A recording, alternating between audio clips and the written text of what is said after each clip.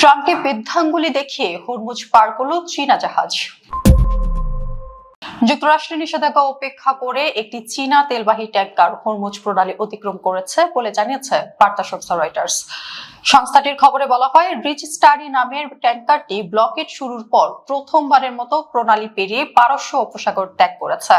কাতার ভিত্তিক সংবাদ মাধ্যম আল জাজিরা জানিয়েছে, London stock exchange group, marine traffic এবং কেপলারের জাহাজ চলাচল সংক্রান্ত তথ্যের ভিত্তিতে এই তথ্য পাওয়া গেছে। ট্যাংকারটির মালিক প্রতিষ্ঠান সাংহাই সুয়ানরুন শিপিং কোম্পানি লিমিটেডের ওপর এর আগে ইরানের সঙ্গে বাণিজ্য করার অভিযোগে নিষেধাজ্ঞা আরোপ করেছিল যুক্তরাষ্ট্র। জানা গেছে, সংযুক্ত আরব আমিরাতের হামরিয়া বন্দর থেকে সর্বশেষ তেল বোঝাই করে যাত্রা শুরু করে রিচ স্টারি। এদিকে আরেকটি মার্কিন নিষেধাজ্ঞাভুক্ত ট্যাংকার মুরলি কিষান হরমুজ প্রণালীতে প্রবেশ করছে বলে জানিয়েছে রয়টার্স। জাহাজটি আগামী 16 এপ্রিল ইরাকে অপরিশোধিত তেল লোড করতে পারে বলে ধারণা করা হচ্ছে।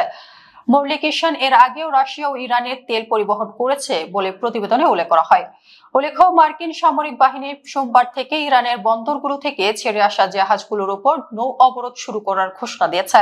অন্যদিকে তেহরানও পাল্টা হুমকি দিয়ে জানিয়েছে, তারা পারস্য উপসাগরীয় প্রতিবেশী দেশগুলোর বন্দরে হামলা চালাবে। সপ্তাহান্তে অনুষ্ঠিত শান্তি আলোচনা কোনো চুক্তি ছাড়াই ব্যর্থ হবার পর এই পরিস্থিতি সৃষ্টি হচ্ছে, যা চলমান যুদ্ধবিরতিকে চরম ঝুঁকির মুখে ফেলেছে। সোমবার পুনরায় বাজার খোলার পর বিশ্ববাজারে তেলের দাম ব্যাপক বৃদ্ধি পেয়েছে। বিশ্বের সবচেয়ে ভয়াবহ এই সরবরাহ সংকট নিরসনে হরমুজ প্রণালী দ্রুত খুলে দেওয়ার কোনো লক্ষণই দেখা যাচ্ছে না। যুদ্ধ শুরুর পর থেকে ইরান কার্যত সব দেশের জাহাজের জন্য এই প্রণালী বন্ধ করে দিয়েছে।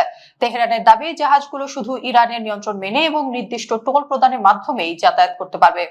এর প্রতিক্রিয়ায় মার্কিন প্রেসিডেন্ট ডোনাল্ড ট্রাম্প জানিয়েছে, তিনি এখন থেকে ইরানের নিজস্ব জাহাজ এবং যেসব জাহাজ ইরানকে টোল প্রদান করেছে তাদের সবার পথ রোধ করবেন। যুক্তরাষ্ট্র ও ইসরায়েলের 6 সপ্তাহের বোমাবর্ষণ যে যুদ্ধবিরতির মাধ্যমে স্থগিত হয়েছিল, তার মেয়াদ আর মাত্র 1 সপ্তাহ বাকি।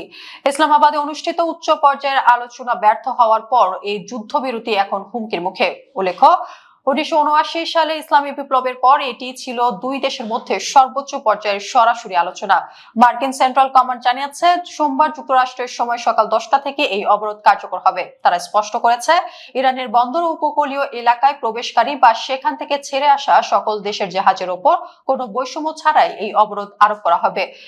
এলএসইজি এর তথ্য মতে, মার্কিন অবরোধ শুরুর ঠিক আগ মুহূর্তে তেল ও ডিজেল ভর্তি দুটি ইরানি ট্যাংকার হরমুজ প্রণালী অতিক্রম করেছে।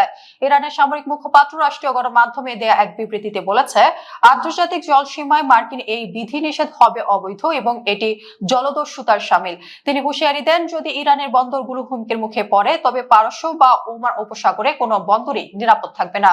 এর আগে ইরানের রেভলিউশনারি গার্ডস জানিয়েছিল, কোনো সামরিক জাহাজ হরমুজ প্রণালীর কাছাকাছি এলে তাকে যুদ্ধবিরতি লঙ্ঘন হিসেবে গণ্য করা হবে।